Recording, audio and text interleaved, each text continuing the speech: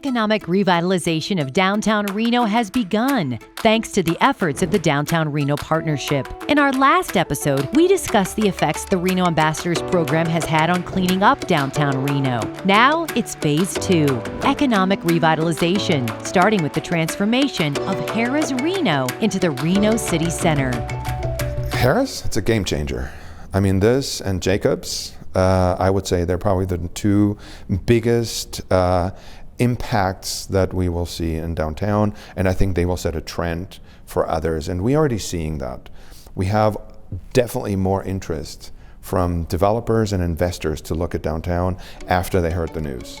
Chris Bevor is the head of CAI Investments, who purchased the Harrah's property just after the holidays. I asked him about the economic impact converting this property will have and why it's key to improving downtown Reno. The Tesla and the factories and the diversification story, Reno's getting a lot of credit, but technically downtown Reno proper, these factories and businesses that are in the community now are not in downtown.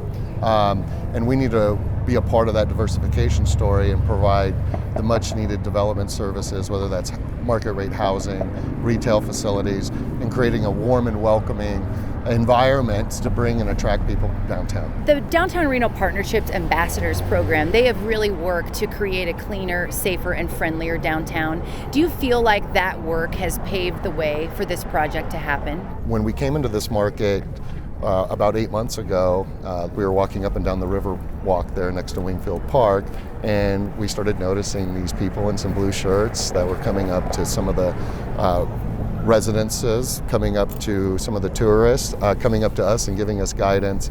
And we started engaging in conversations of what they were doing. There were some homeless people there too. They were very cooperative, giving out water, if I recall, in some regards.